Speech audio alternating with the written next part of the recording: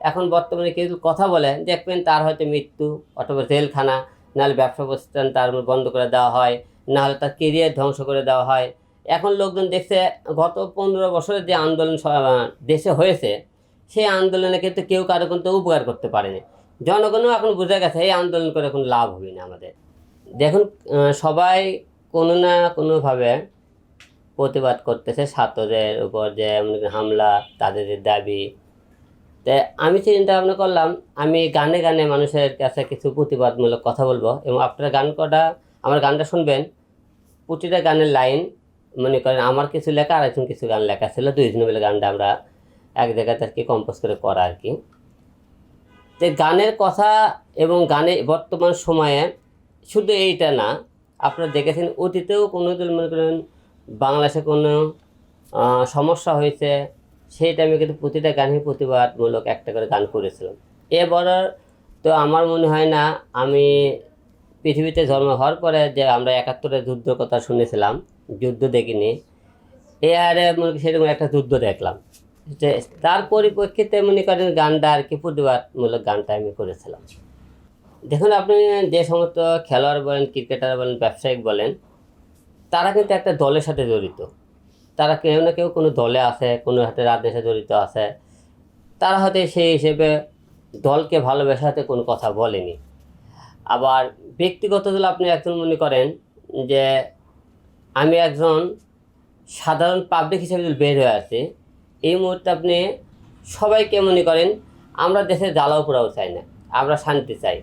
শান্তি শৃঙ্খলাভাবে আপনারা কথা বলে মাঠে আসে নামলেন, তাহলে এতটা কিন্তু হতো না। কারণ দেখেন, যে ক্রিকেটার বলেন, যে ব্যবসায়ী বলেন, তারও কিন্তু একটা করে সন্তান আছে ধরেন, সেই সন্তানে কিন্তু আজকে রাজপথে। তা রাজপথের সন্তান থেকে থাকে, তাদের দাবি যাতে মনে করেন এত বড় না হয়, তারা কিন্তু সেই যেহেতু দলে জড়িত, তারা ইচ্ছে করলে নেত্রীর সাথে বসে কিন্তু এটা অতি আরও আগে যখন গণ্ডগোল করে পরদিন একদিন পরে তারা সময় নিতে পারত। সেই কিন্তু আলোচনায় একটু বসলই, দেশ একটু শান্ত হয়েছে, যদি আরও 2-3 দিন আগে বসতো তাহলে মনে হয় না অনেক মায়ের বুকটা খালি হইতো। কিন্তু যারা চুপচাপ ছিল তারা তো বসতো, আজকে তারা সন্তান হারাইতো, তাহলে বুঝতো আসলে আমরা চুপ করে থাকে কতটা ক্ষতি করেছি। অবশ্যই অনেকে দলীয় হয়ে চলে, আর আমি শুরুর থেকে দেখছেন আমি কোনো রাজনীতির সাথে জড়িত না। আমি আওয়ামী লীগের সাথেও জড়িত না, বিএনপির সাথেও জড়িত না, জামাতের সাথেও না। আপনি কিছুদিন আগে আপনি নির্বাচন করেছিলাম, কংগ্রেসের সাথে করেছিলাম, ওটাও কিন্তু দলের সাথে জড়িত না। ওই কংগ্রেসের নির্বাচন করেছিলাম একটা কারণে, আমার প্রতিবারে প্রার্থীটা বাতিল করে 1%-এর জন্য। এই জন্য আমি দল থেকে নির্বাচন করছিলাম, যে একটা দল থেকে নিলে আমার প্রার্থী যাতে বাতিল না করে। আর সবাই কথা বলতে চায় না এই একটা কারণে, এখন বর্তমানে কেউ কথা বলে দেখবেন তার হয়তো মৃত্যু অথবা জেলখানা, নাহলে ব্যবসা প্রতিষ্ঠান তার বন্ধ করে দেওয়া হয়, নাহলে তার কেরিয়ার ধ্বংস করে দেওয়া হয়। এখন লোকজন দেখছে গত 15 বছরের যে আন্দোলন দেশে হয়েছে, সেই আন্দোলনে কিন্তু কেউ কারো কিন্তু উপকার করতে পারেনি। জনগণও এখন বুঝে গেছে এই আন্দোলন করে কোনো লাভ হবে না আমাদের। যারা বুদ্ধিমান তারা চুপচাপ আছে, কিন্তু চুপচাপ থাকার কারণে কিন্তু আমাদের দেশের অনেক ক্ষতি হইতেছে। কিন্তু আপনারা আন্দোলন করুন, সংগ্রাম করুন, কিন্তু জ্বালাও পোড়াও বন্ধ করে, মানুষ মারা বন্ধ করে আপনারা আন্দোলন করুন। কোনো আপনাদের ক্যাসাল গন্ডগোল করে কোনো সমাধান আনা যায় না যতক্ষণ পর্যন্ত আপনারা আলোচনার টেবিলে না বসবেন। বর্তমানে কেউ অধিকার নিয়ে কথা বলতে পারে না, কারণ গণতন্ত্র বলে কিছু বাংলাদেশে এই মুহূর্তে নাই। কারণ অধিকার নিয়ে কথা বললে এখন সুষ্ঠু মতো আপনারা অধিকার নিয়ে আপনি যখন ধরেন একটা তেলের দাম বাড়লো, গ্যাসের দাম বাড়লো, কারেন্টে বাড়লো, ধরেন একটা গার্মেন্টস নিয়ে কথা বললে, আপনি অধিকার নিয়ে কথা বললেও কিন্তু আপনার মুখটা বন্ধ করে দেওয়া হয় কোনো না কোনোভাবে। না হলে আপনাকে মেরে ফেলে দেওয়া হয়, না হলে আপনার মামলা দিয়ে আপনাকে এককাণ্ডে রাখা হয়।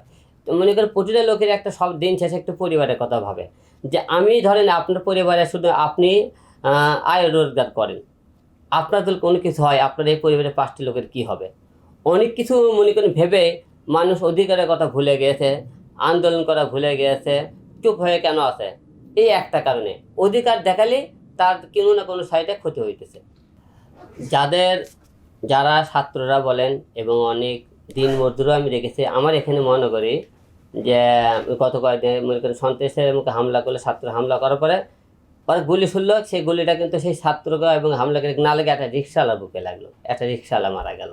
এই মহানগরী করে, এই মহানগরে অনেক ছেলেপেলে আমরা যেখানে আছে এখানে মারা গেল।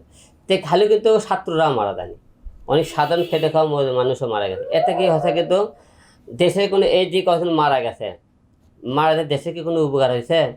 কোনো উপকার হয়নি, যে কয়জন মারা গেছে, বরঞ্চ মানুষের পরিবার ধ্বংস হয়েছে।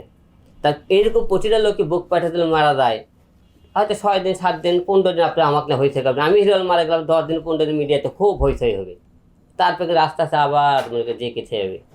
তাহলে এই আন্দোলন যারা করছে, যারা মারা গেছে, আমি অবশ্যই দুঃখ প্রকাশ করি। এবং অনেক আমরা দেখেছি, আমার চোখের সামনে দেখেছি, অনেক আপনাকে মিডিয়া কর্মী অনেকেই আঘাত করেছে, অনেকে মৃত্যুবরণ করেছে।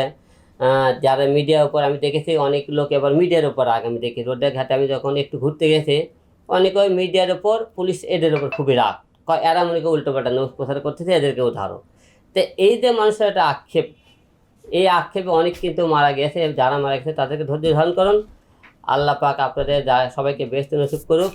এবং আপনারা একটা কথা দিন শেষে আবারও বলবো, আপনার জ্বালাও করা বন্ধ করে আপনার আলোচনা করে সব কিছু সমাধানে আসুন।